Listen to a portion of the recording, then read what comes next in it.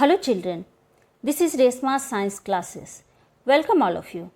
If you have not subscribed my channel yet, then subscribe it as soon as possible and don't forget to press the bell icon to get the notification of the new upcoming videos. This is the fourth part of the topic, Transport of Food and Minerals in Plant. It is taken from the Biology book of class 8. And under this topic, today we will learn about what is osmosis and difference between the diffusion and osmosis. In the previous parts, that means in the part 1, we have learned about the conducting tissues, that means xylem and phloem. And in the part 2, we have learned the difference between the xylem and phloem. And in the part 3, we have learned about the diffusion. If you want to watch these videos, links are given in the description box. So now let's start our today's topic, that is the what is osmosis. आज हम लोग किसके बारे पढ़ेंगे? आज हम लोग osmosis के बारे में पढ़ेंगे और difference between diffusion and osmosis के बारे में पढ़ेंगे. तो चलिए आज का टॉपिक स्टार्ट करते हैं. Osmosis. When you place some resins in a cup of warm water, they increase in size after some time. This is because the water molecules move from higher concentration to the lower concentration through the membrane of resins. The tiny holes in the membrane allow only water molecules to pass through it. Sorry, here the spelling is wrong. PASS. Pass through it. This process is called as the osmosis. तो बच्चों osmosis क्या होता है? ठीक है, जब हम लोग क्या करते हैं, कुछ रेजिन्स को, कुछ किशमिश को एक कप हल्के गर्म पानी में डालते हैं और थोड़ी देर छोड़ देते हैं. तो क्या होता है, हम लोग थोड़ी देर में देखते हैं कि वो किशमिश अपने साइज में कैसे हो गए हैं, बड़े हो गए हैं, वो थोड़ा फूल गए हैं. ये इसलिए होता है कि जो कप में जो पानी था, जो वाटर के जो मॉलिक्यूल्स थे, वो हायर कंसंट्रेशन से लोअर कंसंट्रेशन की तरफ मूव कर जाते हैं और इस वजह से रेजिन क्या हो जाता है, फूल जाता है. रेजिन के मेम्ब्रेन में क्या होते हैं, छोटे छोटे होल्स होते हैं, छोटे छोटे पोर्स होते हैं और इन पोर्स के थ्रू से वाटर मॉलिक्यूल्स उसके अंदर जाता है. हम लोगों ने पिछले वीडियो में जब हम लोगों ने डिफ्यूज़न के बारे में पढ़ा था, तब हम लोगों ने हायर कंसंट्रेशन एरिया और लोअर कंसंट्रेशन एरिया के बारे में पढ़ा था. हायर कंसंट्रेशन मतलब ज़्यादा मात्रा में प्रेजेंट होते हैं मॉलिक्यूल्स और लोअर कंसंट्रेशन मतलब कम मात्रा में प्रेजेंट होते हैं. आप लोग जानते हो या देखे भी होंगे, किशमिश कैसा होता है, सूखा होता है और जब उसको हम लोग पानी में डालते हैं, ठीक है, तो पानी में जो वाटर मॉलिक्यूल्स होते हैं वो क्या हुए, वो हायर कंसंट्रेशन एरिया हुए और जो किशमिश सूखा हुआ था उसके भीतर पानी का अमाउंट बहुत ही कम था, मतलब लो कंसंट्रेशन एरिया था. तो यहाँ पे वाटर का मूवमेंट कैसे हो रहा है, हायर कंसंट्रेशन से लोअर कंसंट्रेशन की तरफ हो रहा है, लेकिन एक मेम्ब्रेन के थ्रू हो रहा है. कौन सी मेम्ब्रेन? रेजिन की मेम्ब्रेन. ठीक है, रेजिन के आउटर साइड में जो मेम्ब्रेन है, जो उसका आउटर कवरिंग है, उसके थ्रू से ही वाटर के मॉलिक्यूल्स का मूवमेंट हो रहा है. क्लियर? तो इस प्रोसेस को क्या कहा जाता है? इस प्रोसेस को ऑस्मोसिस कहा जाता है. ठीक है, तो ऑस्मोसिस क्या है? The movement of water molecules from a region of higher concentration to the region of lower concentration through a semi permeable membrane is called as the osmosis. मतलब वाटर मॉलिक्यूल्स का movement from the region of higher concentration से lower concentration region की तरफ through a semi permeable membrane. Semi permeable membrane मतलब ऐसा membrane जो सिर्फ selective चीज़ों को या फिर जो सिर्फ वाटर मॉलिक्यूल्स को ही अपने से पास होने देता है, और ऐसे मेम्ब्रेन को क्या कहते हैं? Semi permeable membrane. और सेमी परमिएबल मेम्ब्रेन के थ्रू वाटर मॉलिक्यूल्स का जो मूवमेंट होता है हायर कंसंट्रेशन से लोअर कंसंट्रेशन की तरफ, इस प्रोसेस को ऑस्मोसिस कहा जाता है. क्लियर हुआ? Okay, if you see here in this picture, इस पिक्चर में आप देख सकते हैं कि रेजिन्स है, ठीक है। बिफोर ऑस्मोसिस हम लोगों ने इसे पानी में डाल दिया है। ये कैसे हैं? ये छोटे हैं, सूखे हुए हैं, और कुछ देर बाद जब हम लोग इसे देखते हैं तो यहाँ पे कैसे हो गए हैं रेजिन्स, किशमिश कैसे हो गए हैं? ये फूल गए हैं और साइज में बड़े हो गए हैं। ये क्यों हुआ है? ये ऑस्मोसिस के कारण ही हुआ है। वाटर मॉलिक्यूल्स क्या हो गए हैं? इस रेजिन्स के भीतर चले गए हैं, ठीक है। और इस प्रोसेस को क्या कहा जाता है? इसे ऑस्मोसिस कहा जाता है। हम लोग एक और पिक्चर देखते हैं जिससे आपका कॉन्सेप्ट और क्लियर हो जाएगा, ठीक है। यहाँ पे देखो, ये एक कंटेनर है, इसके बीच में ये सेमी परमिएबल मेम्ब्रेन या फिर सेलेक्टिवली परमिएबल मेम्ब्रेन जो कुछ चीज़ों को ही पास होने देता है, और यहाँ पे वाटर का मूवमेंट हो रहा है, ठीक है। ये सब क्या है? ये वाटर मॉलिक्यूल्स है ना। और राइट साइड में वाटर मॉलिक्यूल्स के साथ ये क्या है? ये शुगर मॉलिक्यूल्स भी हैं, ठीक है। तो इस जगह पे क्या है? हाई वाटर कंसंट्रेशन है, मतलब वाटर के मॉलिक्यूल्स ज़्यादा अमाउंट में प्रेजेंट है। और राइट साइड में क्या है? लो वाटर कंसंट्रेशन, मतलब कम मात्रा में वाटर के मॉलिक्यूल्स प्रेजेंट है। तो इस जगह पे हम लोगों ने पढ़ा कि ऑस्मोसिस में क्या होता है? जो हायर कंसंट्रेशन एरिया से लोअर कंसंट्रेशन एरिया में वाटर का मूवमेंट होता है इस साइड, ठीक है। ओके, इस पिक्चर में आप क्लियरली देख सकते हो कि वाटर के मॉलिक्यूल्स कैसे ऑस्मोसिस प्रोसेस के थ्रू जा रहे हैं, ठीक है, पास हो रहे हैं।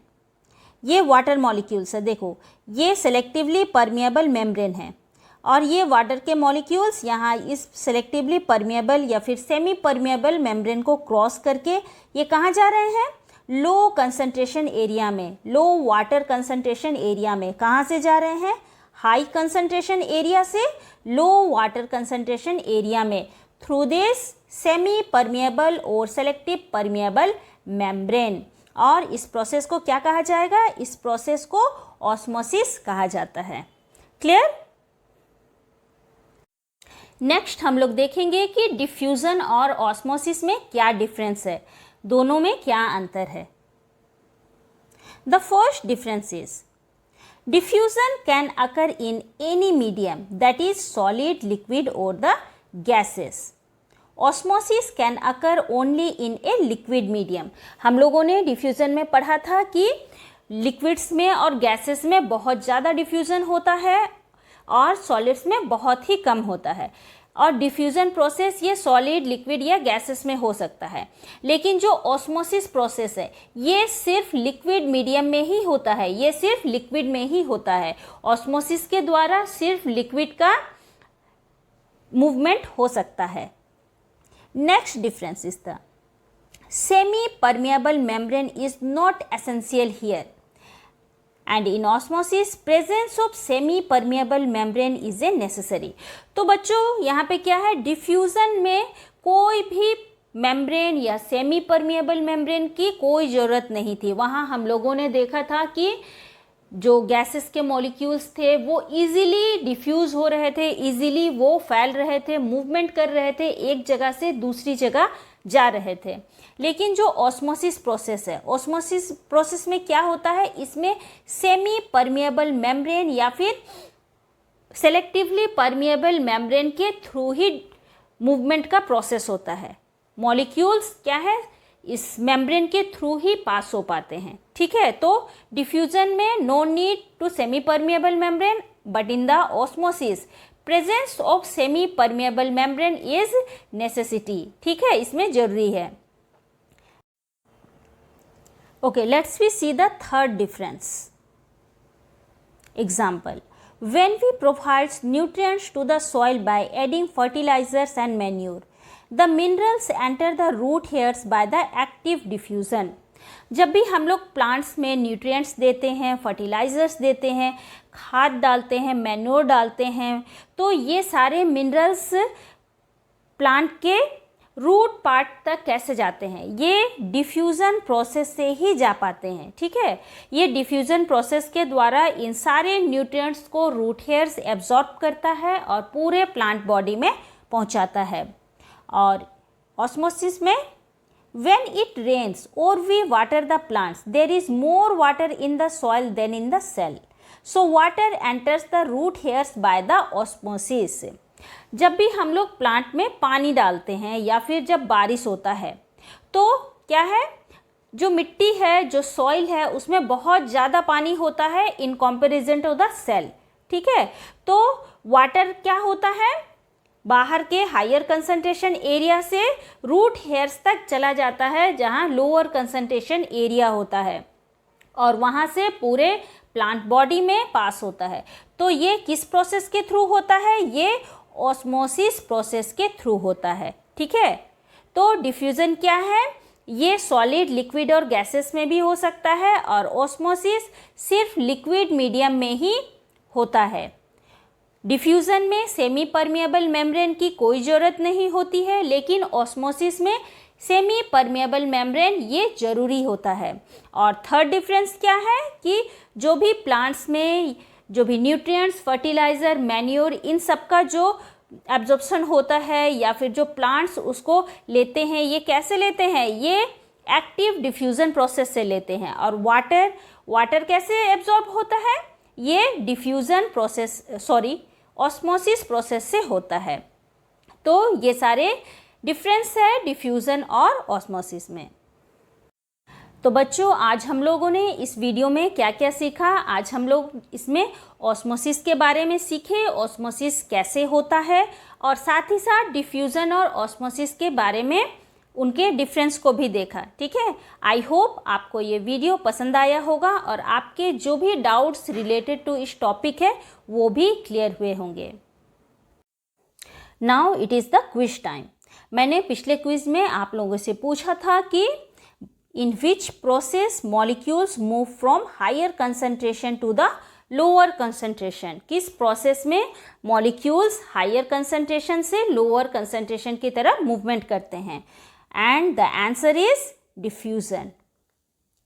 ठीक है, now the today's quiz. If you put some raisins in the water, they swell up, why? Due to the diffusion, due to the osmosis और ड्यू टू द एब्जॉर्प्शन। तो अगर हम लोग कुछ रेजिन्स को, कुछ किशमिश को पानी में डाल देते हैं तो ये फूल जाते हैं, ये स्वेल हो जाते हैं। क्यों होते हैं? डिफ्यूज़न की वजह से, ऑस्मोसिस की वजह से या फिर एब्जॉर्प्शन की वजह से। इसके आंसर आप मुझे जल्द से जल्द कमेंट बॉक्स में भेज सकते हैं।